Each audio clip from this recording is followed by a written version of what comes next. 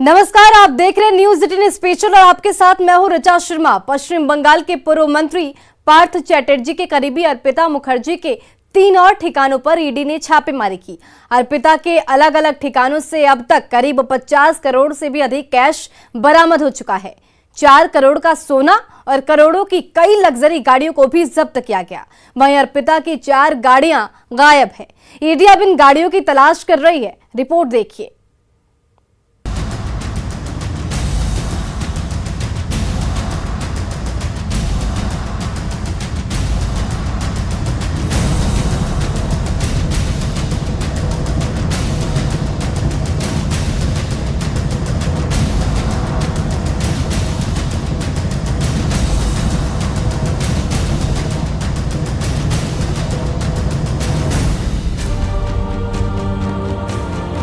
पार्थ चटर्जी पर शिक्षा घोटाले का आरोप लगा, लेकिन ममता खामोश रही। पार्थ चटर्जी पर ईडी का छापा पड़ा, ममता दीदी कुछ नहीं बोली। मंत्री जी की गिरफ्तारी हो गई, लेकिन ममता शांत बैठी रही। पार्थ चटर्जी के करीबियों के घर से नोटों के बंडल मिले, ममता ने कोई प्रतिक्रिया नहीं दी। यहाँ तक कि पार्थ को मंत्री बनाए रखा। जब पार्थ चटर्जी के करीबी पर ईडी का शिकंजा कसा, अर्पिता और पार्थ के निजी वीडियो और फोटोग्राफ सोशल मीडिया पर ट्रेंड करने लगी। नोटों की गड्डी और सोने चांदी के ढेर सोशल मीडिया पर टॉप ट्रेंड में शामिल होने लगे। तब पार्थ चटर्जी की गिरफ्तारी के 6 दिन बाद ममता दीदी एक्शन में आई। ममता बनर्जी ने पहले पार्थ को मंत्री पद से हटाया, फिर टीएमसी से भी पार्थ चटर्जी को सस्पेंड कर दिया। लेकिन सवाल ये कि एक्शन लेने में दीदी ने इतनी देर क्यों लगाई। ममता को जानने वाले बताते हैं कि जब उन्हें खुद एहसास हो गया था कि ये उनकी ईमानदार भ्रष्टाचार मुक्त छवि को चोट पहुंचा रहा है, इसके बाद ममता ने एक्शन लेने का फैसला किया। लेकिन कहावत है ना, बहुत देर कर दी हुजूर आते आते। जी हाँ, ममता को एक्शन लेने में निश्चित तौर पर देर हो गई। पार्थ चैटर्जी ममता बनर्जी के संघर्ष के जमाने के साथी रहे हैं और इसके साथ ही कैबिनेट में भी 1 नंबर के मंत्री रहे हैं। अपने खास नेता और करीबी पार्थ चैटर्जी को हटाना ममता बनर्जी के लिए आसान निर्णय नहीं था, लेकिन पार्थ चैटर्जी पर जो आरोप लगे थे उनके बाद न सिर्फ टीएमसी बल्कि इमेज ममता बनर्जी को नुकसान उठाना पड़ रहा था। यही कारण है कि ममता बनर्जी ने उन्हें बाहर का रास्ता दिखा दिया है। इसके साथ ही पार्थ चैटर्जी पर शिक्षक घोटाले का आरोप लगा है और उनकी करीबी अर्पिता के घर से 50 करोड़ से ज्यादा की रकम और सोना चांदी मिला है। जब गुलाबी और हरे हरे नोटों की गड्डियां अखबारों और मीडिया की सुर्खियां बनने लगी, बंगाल सरकार पर सवाल उठने लगे, तब ममता सामने आई। उन्होंने कहा, अगर पार्थ दोषी पाए जाते हैं तो उनको आजीवन कारावास देने पर भी उनको फर्क नहीं पड़ेगा। ममता दीदी ने पार्थ को मंत्री पद से हटाने में जरूर देर की, लेकिन उनकी गिरफ्तारी के बाद ही एक्शन शुरू हो चुका था। पहले पार्थ को दिया गया सरकारी वाहन छीना गया, फिर जागो बांग्ला मैगजीन के एडिटर के पद से उनको हटाया गया। पार्थ पर ममता के लिए एक्शन लेना इसलिए भी जरूरी हो गया था क्योंकि ये बात सिर्फ पार्थ और अर्पिता तक सीमित नहीं थी, बल्कि ये मामला राज्य के शिक्षा भर्ती घोटाले से जुड़ा था। पार्थ टीएमसी पार्टी के महासचिव थे। पार्थ चैटर्जी को हटाने की मांग अब टीएमसी के भीतर से उठने लगी थी। यही नहीं, उधर ममता बनर्जी की जो साफ सुथरी छवि है उसे बचाना भी जरूरी था। यही कारण है कि तृणमूल कांग्रेस को कड़े कदम उठाने पड़े और ममता ने यह संदेश भी दिया है कि आगे भी ऐसा हुआ तो जो दोषी होगा उसके साथ यही बर्ताव होगा। अगर पार्थ पर एक्शन नहीं होता तो पार्टी कार्यकर्ता कंफ्यूजन में रहते। पार्थ पर एक्शन के बाद ममता बनर्जी अपनी छवि को दागदार होने से बचाना चाहती हैं। वो दिखाना चाहती हैं कि अगर कोई आगे भी ऐसा करेगा तो उसके साथ भी ऐसा ही बर्ताव किया जाएगा जैसा पार्थ के साथ हुआ है।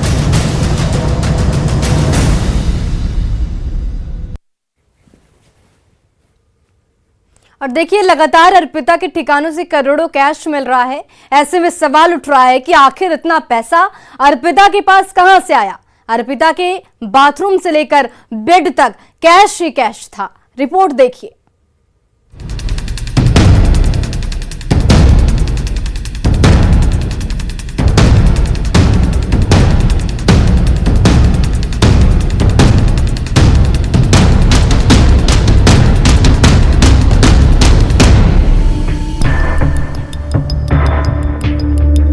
बाईस और 23 जुलाई के पहले तक करोड़ों के नोटों पर अर्पिता मुखर्जी का नियंत्रण था।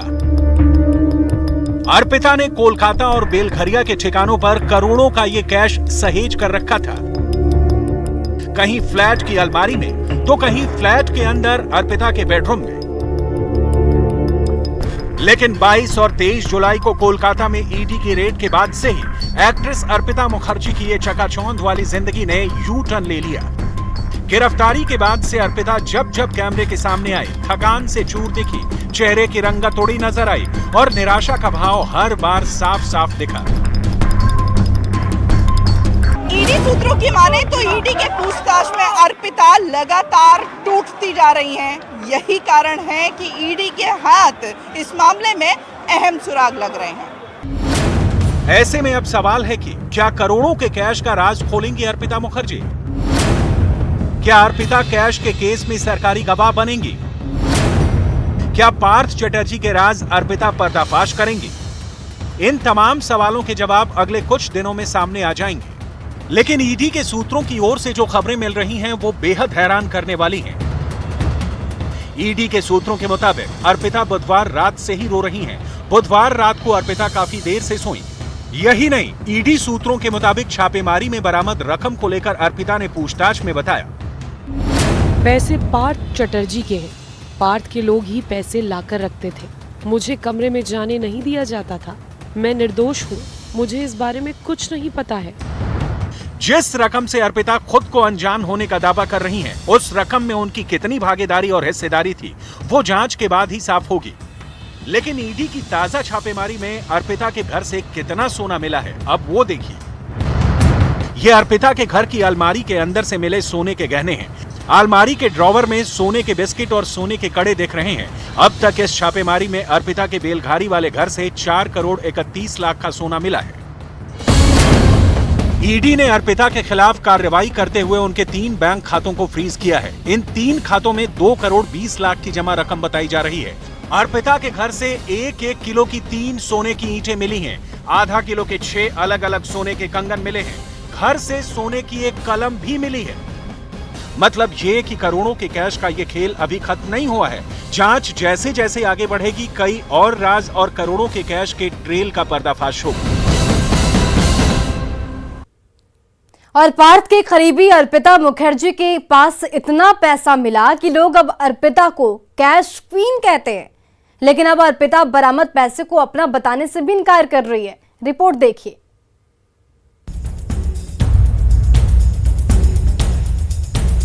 ईडी की पूछताछ में टूट चुकी है अर्पिता मुखर्जी। बड़े सपने देखने वाली अर्पिता अब तोते की तरह बोल रही है। बोली, जिस फ्लैट में नोटों का टकसाल, वहां जाने की उसे इजाजत भी नहीं थी। कोलकाता कैश कांड में हर रोज नए खुलासे हो रहे हैं। एक तरफ पार्थ चटर्जी की चुप्पी टूटने का नाम नहीं ले रही है, तो दूसरी तरफ अर्पिता मुखर्जी ने ईडी के अधिकारियों के सामने पार्थ के एक-एक राज का पर्दाफाश करना शुरू कर दिया है। सूत्रों के मुताबिक अर्पिता ने ईडी को अपना कबूलनामा भी दे दिया है। मुझे पैसे के बारे में कुछ भी पता नहीं है। बेलघरिया के फ्लैट के जिस कमरे में पैसे बरामद हुए हैं, उसमें मुझे जाने की भी इजाजत नहीं थी। योग से लेकर जिम तक की शौकीन अर्पिता को कुत्तों का भी खासा शौक था और उनके इसी शौक की वजह से पार्थ चटर्जी ने उनके कुत्तों के लिए एक अलग फ्लैट खरीदकर उन्हें गिफ्ट किया। ईडी की पूछताछ में यह भी पता चला है कि अर्पिता टॉलीगंज के जिस हाई फाई हाउसिंग सोसाइटी में रहती थी, वहीं उसी फ्लोर पर अर्पिता और पार्थ के 3 फ्लैट थे, जिनमें से एक फुली एसी आलीशान फ्लैट केवल अर्पिता और पार्थ के कुत्तों के लिए था। कई बार ईडी के अधिकारियों के सामने अर्पिता मुखर्जी फूट फूट कर रोने लगती है और अपनी तमाम महत्वाकांक्षाओं के बारे में तफसील से बताती है। सूत्रों के मुताबिक मॉडल से अभिनेत्री बनी अर्पिता मुखर्जी ने ईडी के अधिकारियों के सामने ये भी माना है कि वो खुद भी नेता बनना चाहती थी और इसीलिए वो पार्थ चटर्जी के साथ राजनीतिक कार्यक्रम के मंच पर नजर आती थी। खबरों की माने तो जहां पार्थ चटर्जी अब तक ईडी के सवालों का सही से जवाब नहीं दे रहे हैं, वहीं अर्पिता मुखर्जी के बारे में बताया जा रहा है कि वो ईडी के जांच अधिकारियों का पूरा सहयोग कर रही है। अर्पिता मुखर्जी ने दावा किया कि पार्थ चटर्जी ने उसके फ्लैट्स को मिनी बैंक के रूप में इस्तेमाल किया। प्रवर्तन निदेशालय के अधिकारी 18 घंटे की छापेमारी के बाद कोलकाता के बेलघरिया इलाके में अर्पिता मुखर्जी के घर से नकदी लेकर निकले। सूत्रों का कहना है कि अधिकारियों ने नोट गिनने के लिए 3 मशीनों का इस्तेमाल किया। अर्पिता मुखर्जी के दोनों घरों से अब तक 50 करोड़ रुपए बरामद किए जा चुके हैं।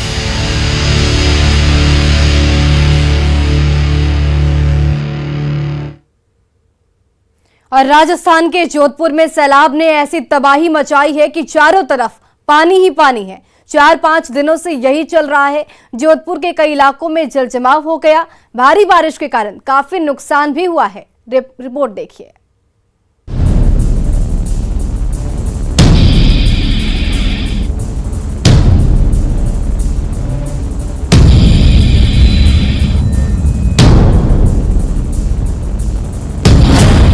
बादलों से बेहाल हुआ शहर।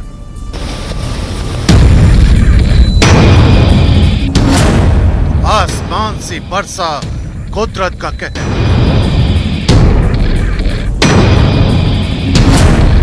जोधपुर में जानलेवा सैलाब।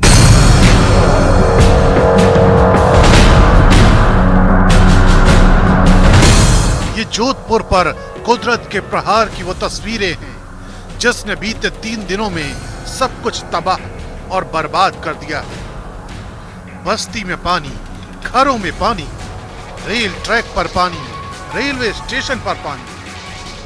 आप जहां नजर दौड़ाएंगे जोधपुर शहर की ऐसी ही बाढ़ से बेहाल तस्वीरें पाएंगे। लहरों की इस खतरनाक रेस ने शहर की खुशहाली को लीन लिया है। दुश्वारियां इस कदर हैं कि रोजमर्रा की जरूरतों को पूरा करना किसी चुनौती से कम नहीं है। सूरसागर के खरबूजा बावड़ी से आई इन तस्वीरों को ही देखिए। 3 दिन से यहाँ घर पानी में डूबे हैं। मदद के नाम पर अब तक सिर्फ भरोसा ही पहुंचा है। बाकी की मदद खुद भगवान भरोसे हो रही है।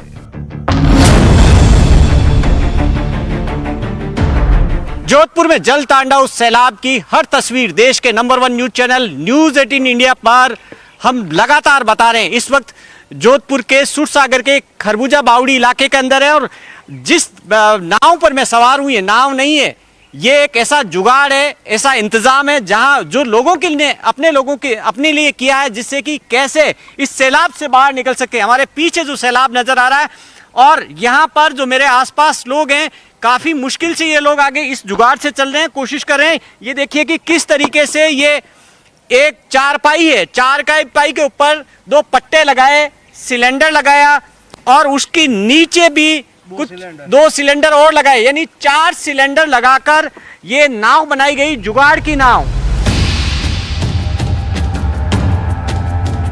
3 दिनों में हुई बारिश ने यहाँ अब तक क्या असर दिखाया है, इसे समझने के लिए ये तस्वीरें काफी हैं। न्यू रूपनगर में एक बेटी अपने परिवार से मिलने ससुराल आई, लेकिन खुद ही मां के साथ सैलाब में फंस गई। सेना की मदद से इस परिवार का रेस्क्यू किया गया। अभी भी घर के अंदर इस कदर पानी भरा है कि सिलेंडर समेत घर का सारा सामान तैर रहा है।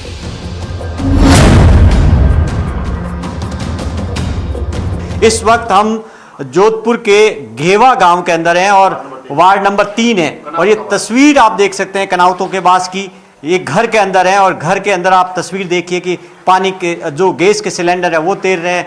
पूरे घर के अंदर पानी है, 2 से 3 फीट पानी है। घर का ऐसा कोई कोना नहीं बचा जहां पर पानी नहीं हो। पानी का लेवल काफी ऊपर था। अब देखिए कि जब किचन के अंदर पानी है, चूल्हे के अंदर पानी है, तो जाहिर तौर पर रोटी कहां से बचेगी। मुश्किल से तकरीबन यहाँ तक का पानी था, यहाँ तक सामान ऊपर रखा गया, यानी कि तकरीबन 5 से 7 फीट पानी था। अंदर सामान देखिए कि तैर रहे हैं अंदर, तो पूरे घर के अंदर जहाँ देखेंगे बर्तन तैर रहे हैं। अब खाना किस में पकेगा, इससे आप अंदाज़ा लगा सकते हैं कि कितनी मुश्किल है यहाँ पर घर के लोगों के सामने। और रात को रेस्क्यू किया गया, रेस्क्यू करके यहाँ पर दूसरी जगह मंदिर में शिफ्ट किया गया, लेकिन बाहर कितनी देर रहे, घर के अंदर सब कुछ बह रहा है। माताजी हैं, आप ही का घर है ये, क्या नाम है आपका? माडू भाई। तो ये पानी कितना कब से भरा है? मैं आयो उन दिन को पानी पड़ी हो, 3 दिन हो गया सा कटे खानो पीनो खाऊं भाई लोग ले जा रही है मने आप घरे ले गए। हमारा दिमाग वाला लड़को है सा पानी बहुत आ रही हो है, आप लोग सहायता करो हमारी। मौसम विभाग के मुताबिक जोधपुर में बीते 3 दिनों में 10 इंच बारिश रिकॉर्ड की गई है। इसी भारी बारिश की वजह से अब तक कुल 7 लोगों की मौत हो चुकी है, जिनमें 5 बच्चे शामिल हैं। जिले के बासनी इलाके की दर्जी कॉलोनी में सैलाब ने करीब हर घर को अपनी चपेट में ले लिया है। 500 घरों और 1000 की आबादी वाले इस इलाके में सैलाब का पानी खिड़कियों और दरवाजों के भीतर से घर के अंदर दाखिल हो रहा है। बावजूद इसके यहाँ कई लोग अपना घर नहीं छोड़ना चाहते। सत्यनारायण सिंह उन्हीं लोगों में से एक है जिन्हें सैलाब का डर तो है, लेकिन घर न छोड़ना मजबूरी है। सत्यनारायण जी, ये तो बहुत बड़ा खतरा आपके पीछे, तो समंदर आपके घर क्या के अंदर आ करें, रहा है। खतरा में जो हम लोग आ गए, डर भी के चलते हम लोग आए यहाँ पर। हाँ, हम लोग के हिसाब से खाली करते चले जाते हैं हम लोग। आप अकेले ही बचे हैं, घर में और भी हैं? लड़के हैं, लड़का पतो खाने का इंतजाम कौन कर रहा है आपका? वो लड़का हमारा।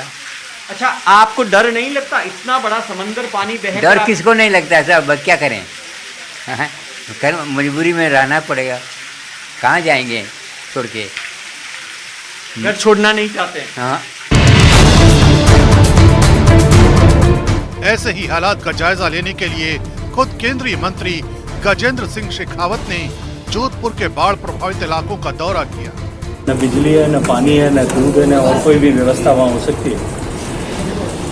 प्रशासन को निर्देश दिए कि इसका तुरंत एक बार जो है पानी निकालने की व्यवस्था को और अधिक गति प्रदान की जाए, पानी को निकाला जाए।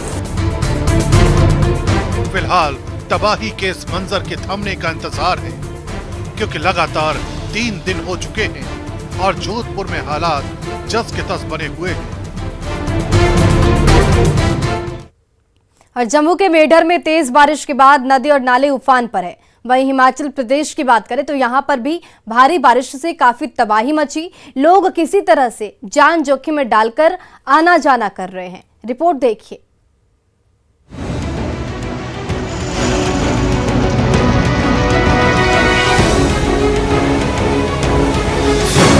पहाड़ पर बादलों का आफतकार,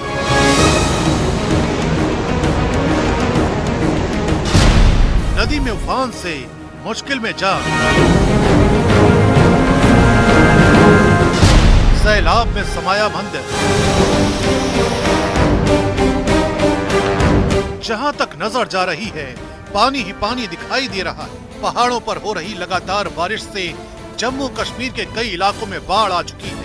दरिया चिनाब का जलस्तर बढ़ने से अखनूर और आसपास के इलाकों में अलर्ट जारी कर दिया गया है।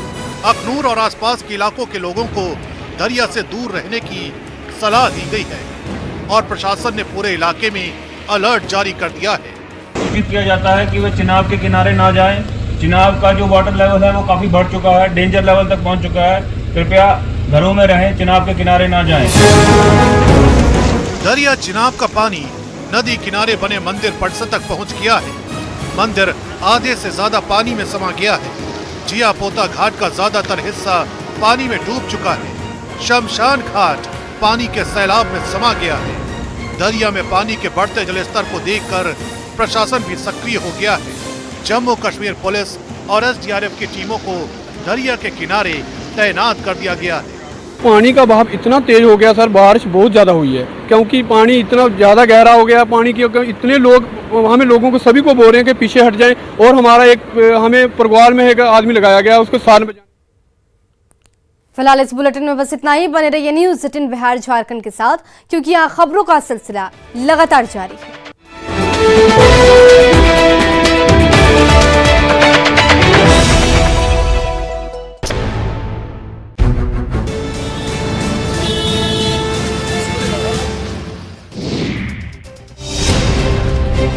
हाजीपुर में मामूली से विवाद को लेकर एक बुजुर्ग दंपति की जमकर पिटाई की गई है।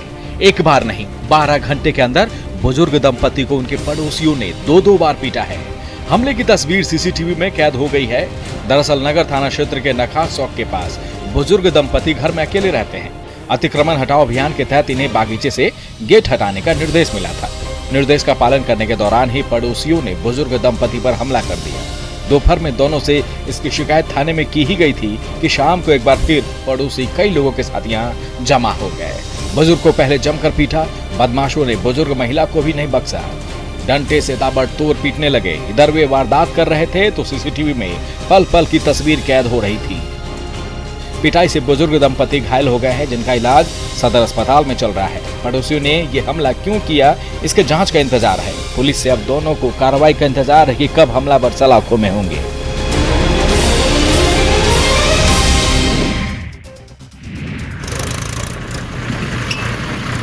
गढ़वा जिले में रेत माफिया के हौसले सातवें आसमान पर हैं। ये बालू माफिया इतने बेखौफ हैं कि कार्रवाई करने पहुंचे प्रशासन की टीम को कुचलने से भी नहीं हिचकते। एक बार फिर यहां रेत माफिया ने सीओ और उनके ड्राइवर को कुचलने की कोशिश की। हालांकि इस घटना में सीओ और उनके ड्राइवर किसी तरह अपनी जान बचाने में कामयाब रहे। सीओ दरअसल अवैध बालू कारोबार के खिलाफ छापेमारी करने गए थे। सीओ छापेमारी कर रेत का अवैध कारोबार करने वालों पर नकेल कसने की कोशिश में थे, लेकिन सीओ की जान तक आफत में आ गई जब बालू माफिया ने ट्रैक्टर से इनकी गाड़ी को कुचलने की कोशिश की। किसी तरह अपनी जान बचाने में सफल रहे। हालांकि इस घटना से स्थानीय प्रशासन में भी हड़कंप है। कुचलने की कोशिश नाकाम होने के बाद बालू माफिया ट्रैक्टर को जबरन लेकर भाग गया।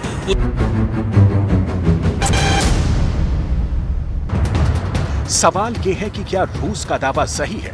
अमेरिका ने तो रूस के दावे को खारिज कर दिया है, लेकिन सच ये है कि अमेरिका हमेशा अपनी फौज की ताकत को बढ़ाने के लिए इस तरह के प्रयोग करता रहता है।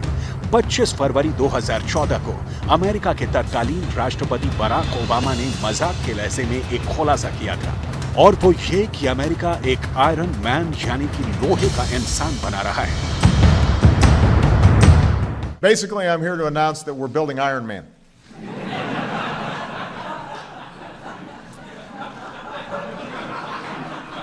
I'm going to blast off in a second. This has been a secret project we've been working on for a long time. Not really. Maybe.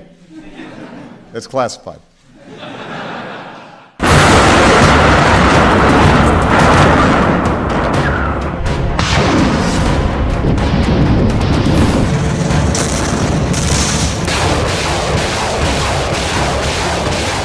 सवाल यह है कि क्या ओबामा ने कोई आर्मी सीक्रेट लीक कर दिया था, क्योंकि बाद में अमेरिका के ही अखबारों में यह हेडलाइंस भी छपी कि ओबामा ने बयान में सिर्फ एक मजाक किया था। लेकिन बाद में ऐसी भी खबरें आई कि अमेरिका एक आयरन मैन बना रहा है।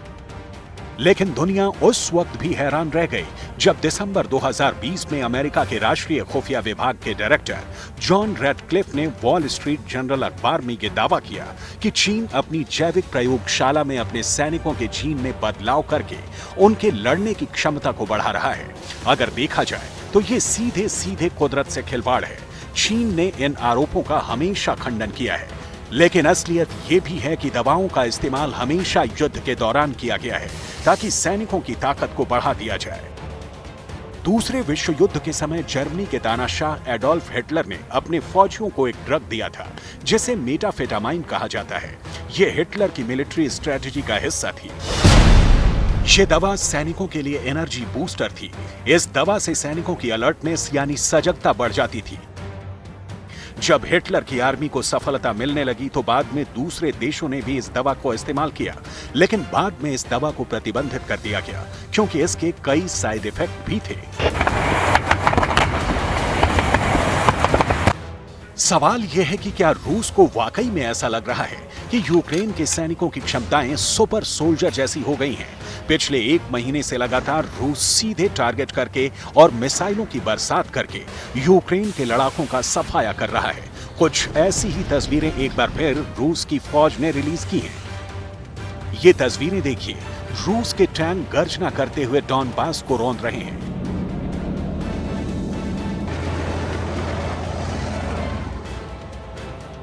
दावा है कि रूस के टैंकों से निकले गोलों ने यूक्रेन के 140 जवानों का काम तमाम कर दिया।